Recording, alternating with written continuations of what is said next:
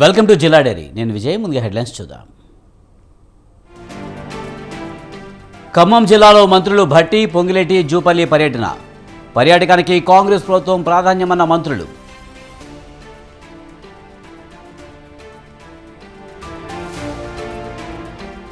తెలంగాణ భవన్లో రైతు రుణమాఫీ కాల్ సెంటర్ పరిశీలించిన హరీష్. రాష్ట్రంలో 72,000 మందికి రుణమాఫీ కాలేదని చెప్పిన మాజీ మంత్రి.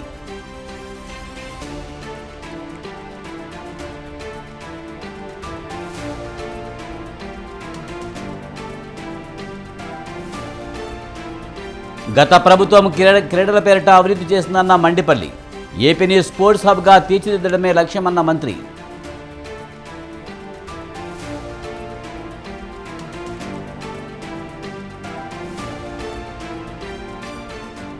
వైసీపీ సర్కారు వల్ల ఏపీ 30 ఏళ్లు వెనక్కి వెళ్ళిందన్న అనగాని.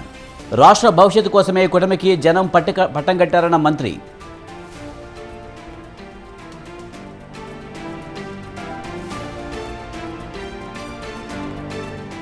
నిజాం సాగర్ ప్రాజెక్టులో చేరుతున్న 152 క్యూసెక్కుల నీరు. ప్రాజెక్టులో ప్రస్తుతం 4.049 టీఎంసీల ఉందన్న శివకుమార్.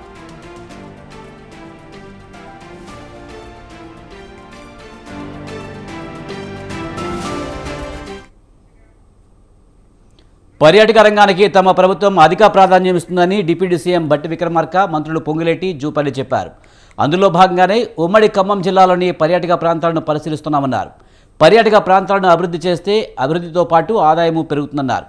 భట్టి విక్రమార్క, పొంగిలేటి శ్రీనివాసరెడ్డి, జూపల్లి కృష్ణారావు ఖమ్మం జిల్లా నేలకొండపల్లి మండలంలో బౌద్ధ స్తూపాన్ని సందర్శించి అధికారులతో సమీక్షించారు. ఖమ్మంలోని కిల్లాను వారు పరిశీలించారు. ఖమ్మం కిల్లాకు 1000 ఏళ్ల చరిత్ర ఉందన్నారు. ఆసియాలోనే అతి పెద్దదైన బౌద్ధ స్తూపాన్ని 1000 ఏళ్ల క్రితం నిర్మించారని డిప్యూటీ సీఎం మంత్రులు చెప్పారు. ప్రతి జిల్లా ప్రజాప్రతినిధులు ఆయా జిల్లాల పర్యాటక రంగం గురించి ప్రచారం కల్పించారని వారు సూచించారు.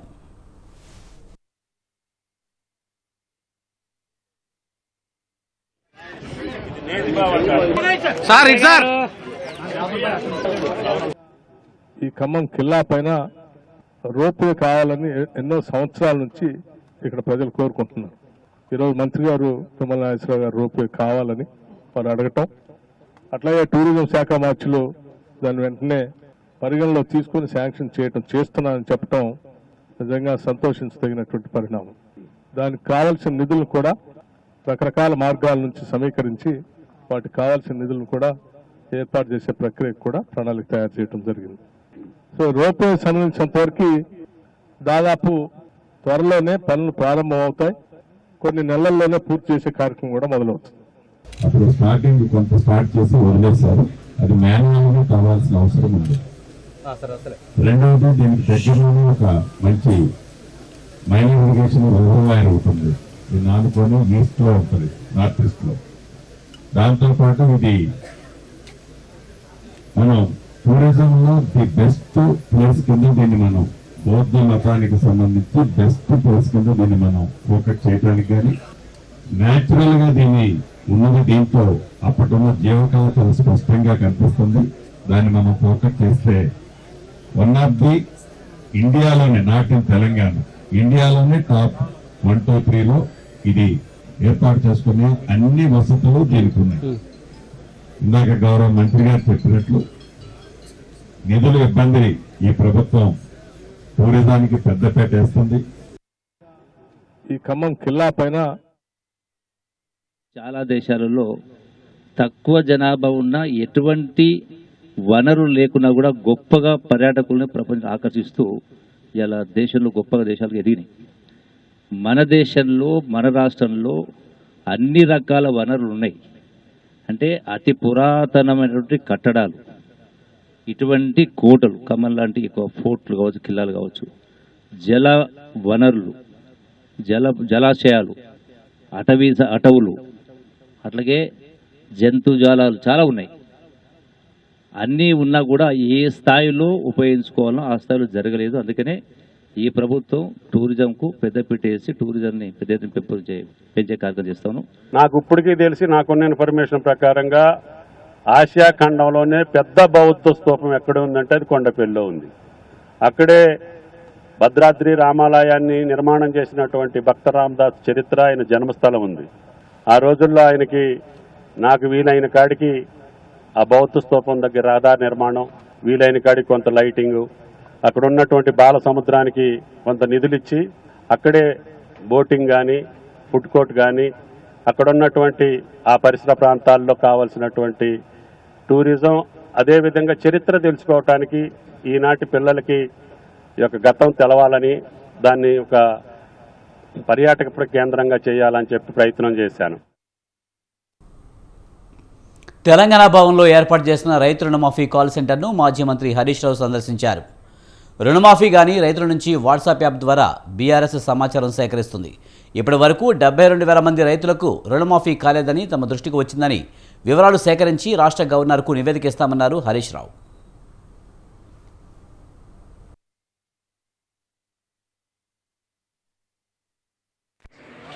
రుణమాఫీ జరగలేదని 72,000 మంది ఇప్పటిదాకా మనం 72,000 బాబు. ఈ రాష్ట్ర ప్రభుత్వం చేసిన సగం రుణమాఫీలో 72,000 మంది ఇంకా మాకు రుణమాఫీ జరగలేదని టీఆర్ఎస్ పార్టీ పెట్టిన కాల్ సెంటర్కు ఫిర్యాదు చేశారు. 72,000 ఇంకా అన్నీ వచ్చిన తర్వాత తప్పకుండా దీన్ని గవర్నర్ గారి దృష్టికి, ప్రభుత్వం దృష్టికి తీసుకుపోతాం. శాసనసభ ద్వారా కూడా ప్రభుత్వం మీద ఒత్తిడి పెంచి ప్రతి రైతుకు రుణమాఫీ జరిగే విధంగా టీఆర్ఎస్ పార్టీ దృష్టి. డ్రైనేజీ నీరు చెరువులోకి రావడం వల్ల గుర్రపడెక్కలు ఏర్పడి దోమల కారణంగా ఎంతోమంది అనారోగ్యం పాలవుతున్నారని ఎమ్మెల్యే కృష్ణారావు అన్నారు. దీంతో స్థానికంగా నివసించేవారు ఎన్నో ఇబ్బందులు పడుతున్నారని చెప్పారు. గుర్రపడెక్కను వెంటనే తొలగించాలని ఎమ్మెల్యే దృష్టికి కార్పొరేటర్ నరసింహ యాదవ్ తీసుకెళ్లారు. దీంతో ఎమ్మెల్యే వెంటనే స్పందించి జోనల్ కమిషనర్తో మాట్లాడి జోన్లోని చెరువులకు 5 కోట్ల రూపాయలు మంజూరు చేసినట్టు తెలిపారు. ఓల్డ్ బోయినపల్లి డివిజన్లోని బోయిన్ చెరువులో గుర్రపడెక్క తొలగింపు పనులను కుకట్పల్లి ఎమ్మెల్యే మాధవరం కృష్ణారావు ప్రారంభించారు. కార్పొరేటర్ ముద్దం నరసింహ యాదవ్, జీహెచ్ఎంసీ అధికారులు ఈ కార్యక్రమంలో పాల్గొన్నారు. చెరువు సుందరీకరణకు మరికొంత బడ్జెట్ విడుదల చేసేందుకు కృషి చేస్తానని ఎమ్మెల్యే చెప్పారు.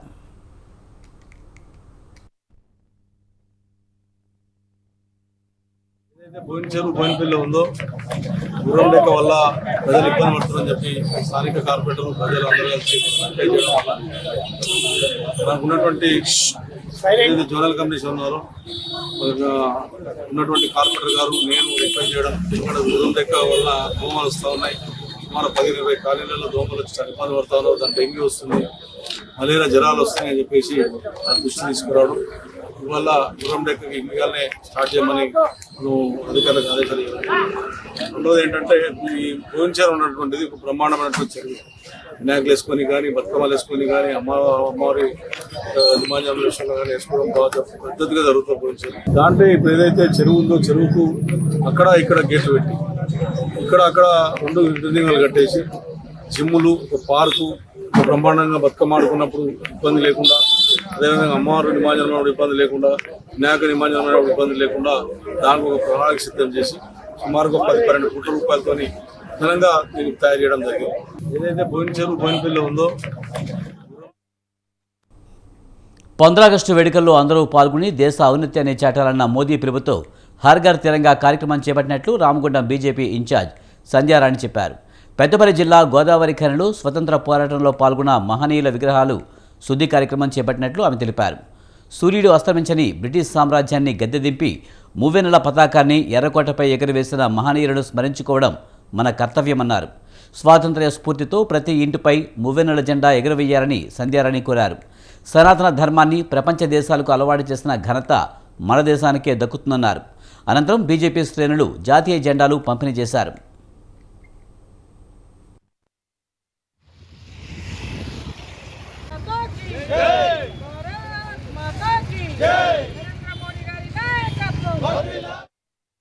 బిడ్డలుగా దేశభక్తిని చాటాల్సినటువంటి బాధ్యత ప్రతి భారత పౌరుడిపైన ఉన్నది.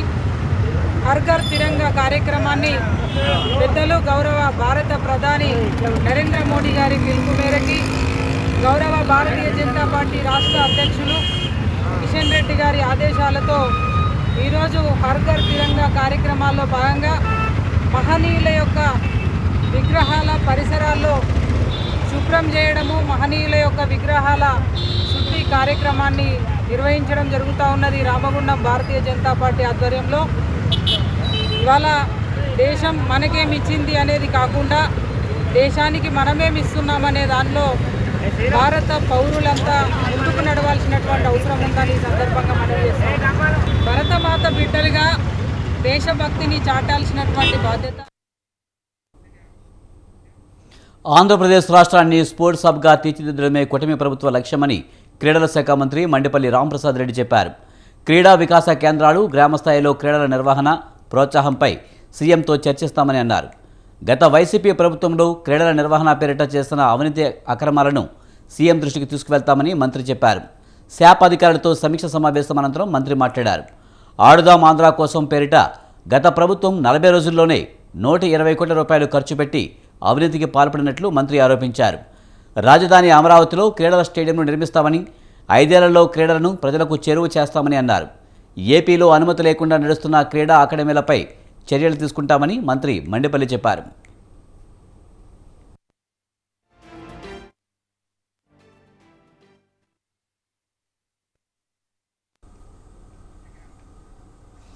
అధికారులు ముఖ్యమంత్రి చంద్రబాబు స్పీడ్కు తగ్గట్టుగా పనిచేయాలని శిశు గిరిజన సంక్షేమ శాఖ మంత్రి గుమ్మడి సంధ్యారాణి అన్నారు.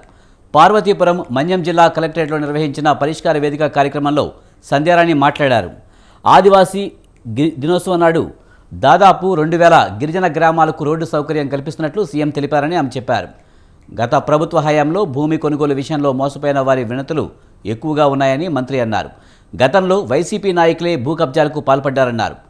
ఏనుగుల సమస్యలపై స్థానిక ఎమ్మెల్యేలతో కలిసి డిప్యూటీ సీఎం పవన్ కళ్యాణ్కు వివరించినట్టు తెలిపారు. ఓల్డేజ్ హోమ్ సంస్కృతికి స్వస్తి చెప్పేలా సమాజం తయారు కావాలని మంత్రి సంధ్యారాణి అన్నారు.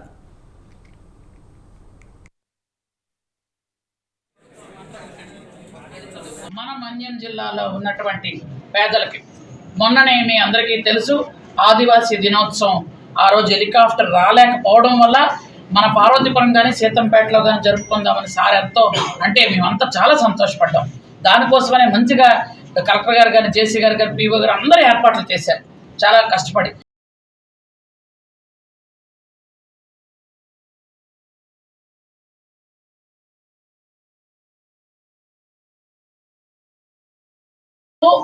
గిరిజన గ్రామాలలో ఉన్నటువంటి 2000 గ్రామాలకి కనెక్టివిటీ రోడ్స్ ఇస్తున్నారు.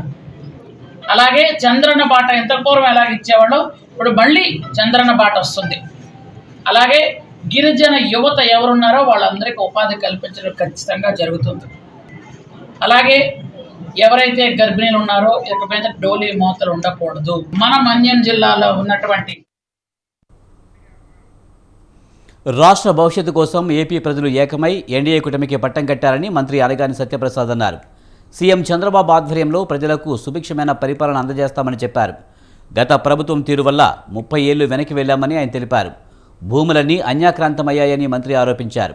ఈ నెల 16 నుంచి 45 రోజులు నిర్వహించే రెవెన్యూ సదస్సులో ప్రజలు తమకు జరిగిన అన్యాయాన్ని చెప్పవచ్చునని మంత్రి తెలిపారు. తిరుమల శ్రీవారిని నైవేద్య విరామ సమయంలో కుటుంబంతో సహా మంత్రి అనగాని సత్యప్రసాద్, ఎమ్మెల్యే కొట్టిపాటి రవికుమార్ దర్శించుకున్నారు. ఆలయం అధికారులు వారికి దర్శనం ఏర్పాటు చేశారు. వేద పండితులు వేదాశీర్వచనం చేశారు. అధికారులు శ్రీవారి శేషవస్త్రంతో సత్కరించి తీర్థ ప్రసాదాలు అందజేశారు.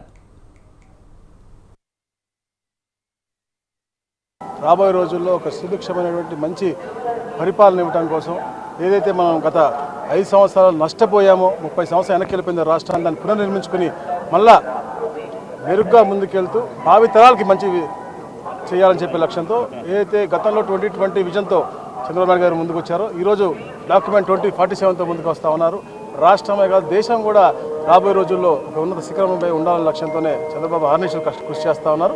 అలాగే మేము కూడా మా డిపార్ట్మెంట్ తరఫున కూడా ఏదైతే రెవెన్యూ సదస్సులు పెడతా ఉన్నామో, ఎందుకంటే గత 5 సంవత్సరాల్లో ఈ రాష్ట్రంలో ఉన్నటువంటి అన్ని భూములు అన్యాక్రాంతం అయిపోయినాయి. అన్నిటికంటే ఎక్కువగా రెవెన్యూ సమస్యలు వస్తూ ఉన్నాయి. కాబట్టి 16వ తారీఖు నుంచి ఈ కార్యక్రమం 15 లాంచ్ చేస్తాం. 16 నుంచి 45 రోజుల పాటు ఎవరు ఎక్కడ ఎలాంటి అన్యాయం గురైనా కూడా వారు అక్కడ అర్జీలు ఇవ్వచ్చు. 7 అధికారులు ఉంటారు.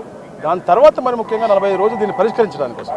అలాగే అయితే గ్రామాల్లో కూడా ఫోన్ చేస్తూ ఉన్నారు, మేము బయటపడి చెప్పలేకపోతున్నాం, భయపడుతుంటే ఇంకా భయభ్రాంతులు చేస్తూ ఉన్నారు. కాబట్టి వాళ్ళకు కూడా సపరేట్ కాల్ సెంటర్ పెట్టి కామారెడ్డి జిల్లాలోని నిజాం సాగర్ ప్రాజెక్టులోకి ఎగువ ప్రాంతాల నుంచి వరద నీరు భారీగా వచ్చి చేరుతోంది. ప్రాజెక్టులోకి 152 క్యూసెక్కుల వరద నీటి ఇన్ఫ్లో ఉన్నట్లు ప్రాజెక్టు ఏఈ శివకుమార్ తెలిపారు. నిజాం సాగర్ ప్రాజెక్టు పూర్తిస్థాయి నీటి మట్టం 1405 అడుగులు కాగా ప్రస్తుతం 1390.40 అడుగులకు చేరుకుందని ఏఈ వివరించారు. నిజాం సాగర్ ప్రాజెక్టు పూర్తిస్థాయి నీటి నిల్వ సామర్థ్యం 17.802 టీఎంసీలు కాగా ప్రస్తుతం 4.049 టీఎంసీల నీటి నిల్వలు ఉన్నాయని ఏఈ శివకుమార్ వెల్లడించారు.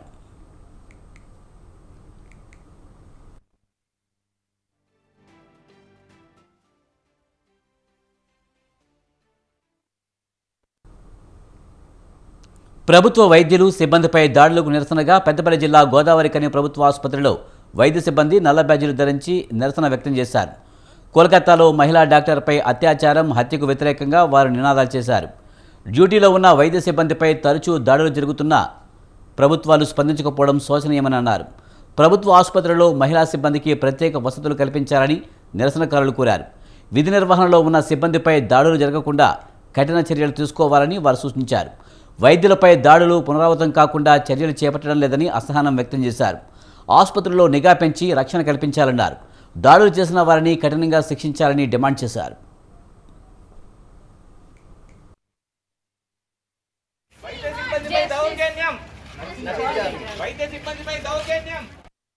మేము Telangana teaching government doctors association Ramagundam తరపున ఈ రోజు మా హాస్పిటల్లో నల్ల బ్యాడ్జీల నిరసన తెలుపుతున్నాము. అసలు ఇన్సిడెంట్ ఏంటి అని అంటే కోల్కతాలో ఒక గవర్నమెంట్ హాస్పిటల్లో డ్యూటీలో ఉన్న ఒక లేడీ డాక్టర్ డ్యూటీ చేసి నైట్ షిఫ్ట్ కని సెమినార్ రూమ్లో రెస్ట్ కని వెళ్ళిన తర్వాత ఆమె మీద రేప్ చేసి చంపడం అనేది జరిగింది. సో అది ఒక ఎస్టాబ్లిష్డ్ హాస్పిటల్లో చాలా ఇయర్స్గా ఉన్న హాస్పిటల్లో అలాంటి దారుణం జరగడం అనేది చాలా బాధాకరం. అండ్ ఇప్పుడు మేము ఈ నిరసన ద్వారా ఏమి తెలియజేయాలనుకుంటున్నామంటే ఇలాంటి పరిస్థితి ఎక్కడ ఎప్పుడు మళ్ళీ రాకూడదు. డ్యూటీలో ఉన్న డాక్టర్స్కి సపరేట్ డాక్టర్స్ రూమ్స్ ఉండాలి, ఫీమేల్స్కి సపరేట్ డాక్టర్స్ రూమ్ ఉండాలి, సీసీటీవీ సర్వేలెన్స్ ఉండాలి, సెక్యూరిటీ ఉండాలి.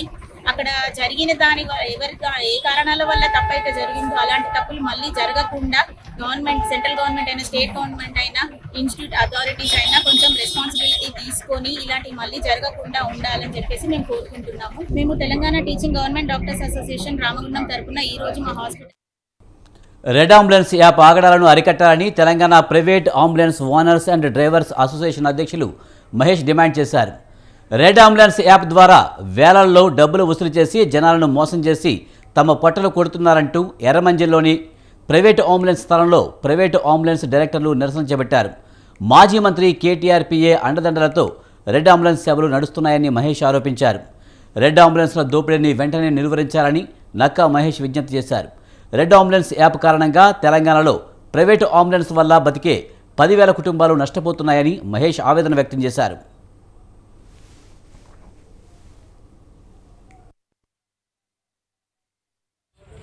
తెలంగాణ ప్రైవేట్ అంబులెన్స్ అసోసియేషన్ రాష్ట్ర అధ్యక్షుడిని ఈరోజు ప్రధానంగా ప్రెస్ మీట్ పెట్టడం కారణం హైదరాబాద్లో ఉన్న ప్రైవేటు అంబులెన్స్ల మీద దోపిడీ చాలా పెద్ద జరుగుతున్నది. ఈ హైదరాబాద్లో రెడ్ అంబులెన్స్ అనే సంస్థ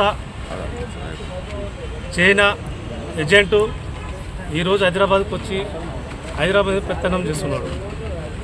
ఈరోజు 1000 మంది 4,000 నుంచి 5,000 మంది పైన అతను పెత్తనం చేస్తున్నాడు. మేము గత 20-30 సంవత్సరాలకి ఇక్కడ సర్వీస్ చేసుకుంటూ మేమున్నాము. గత 7 సంవత్సరాల నుంచి అతను వచ్చి గత ప్రభుత్వం పెద్దలు IT minister KTR PA Tirupati అనుసంధానంతో ఈ రెడ్ అంబులెన్స్ అనే సమస్యకు సపోర్ట్ చేసుకుంటూ అతను ఈరోజు ఉన్న కార్పొరేట్ హాస్పిటల్ మొత్తం ఆయనకు అప్పచెప్పింది.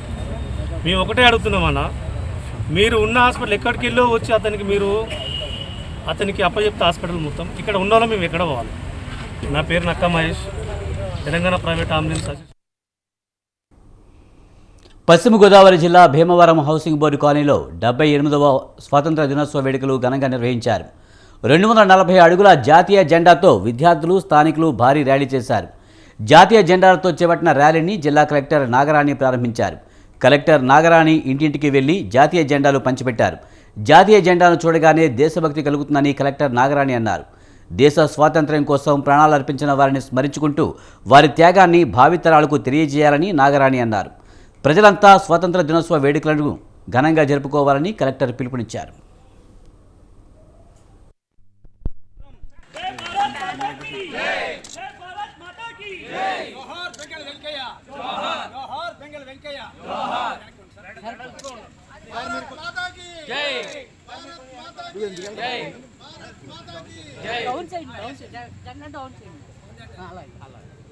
भारत माता की जय, बोलो सुंदर भारत की जय, बोलो सुंदर भारत की जय।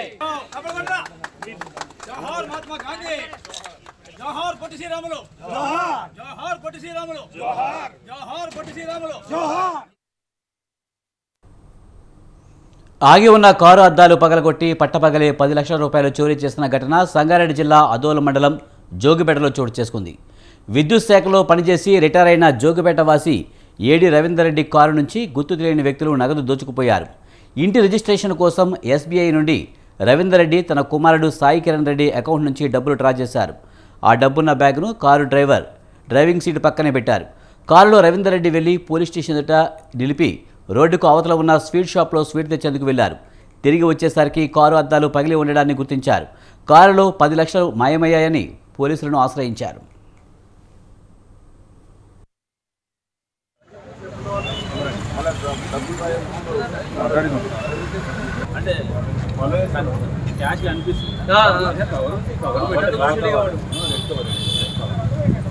$10 lakhs క్యాష్ డ్రా చేసుకున్నా.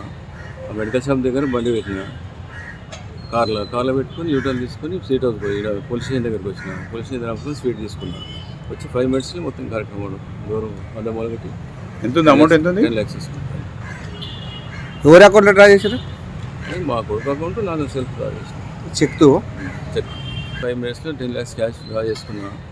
మెడికల్ షాప్ దగ్గర బండి పెట్టినా, కార్లో పెట్టుకుని యూటర్న్ తీసుకుని సీట్ హౌస్ పోయి పోలీస్ స్టేషన్ దగ్గరికి వచ్చిన. పోలీస్ స్టేషన్ దగ్గర స్వీట్ తీసుకున్నా. వచ్చి 5 minutesలో మొత్తం కార్యక్రమం. కామారెడ్డి జిల్లా మాచారెడ్డి మండలం కాకులగుట్ట తండా వాసి సంతోష్ను ఆర్బీఐ అధికారులు పేరు చెప్పి కేటుగాళ్లు మోసం చేశారు. గుర్తు తెలియని నెంబర్ నుంచి సైబర్ నేరగాళ్లు సంతోష్కు ఫోన్ చేసి క్రెడిట్ కార్డు వార్షిక ఛార్జ్ యాక్టివేషన్ చేయాలని చెప్పారు. సంతోష్ వాట్సాప్ నెంబర్కు క్రెడిట్ కార్డు ఏపీకే ఫైనల్ లింకును కూడా పంపారు. ఆ లింకును సంతోష్ ఓపెన్ చేయగానే అతని ఎస్బీఐ క్రెడిట్ కార్డు నుంచి 67,700 నగదు డెబిట్ అయినట్లు మొబైల్కు మెసేజ్ వచ్చింది. దీంతో సంతోష్ మోసపోయినట్లు గ్రహించి వెంటనే సైబర్ క్రైమ్ 1930 నెంబర్కి కాల్ చేసి ఫిర్యాదు చేశాడు. తర్వాత మాచారెడ్డి పోలీసులకు ఫిర్యాదు చేశాడు. సంతోష్ ఫిర్యాదు మేరకు కేసు నమోదు చేసి దర్యాప్తు చేపట్టినట్లు మాచారెడ్డి ఎస్ఐ అనిల్ తెలిపారు.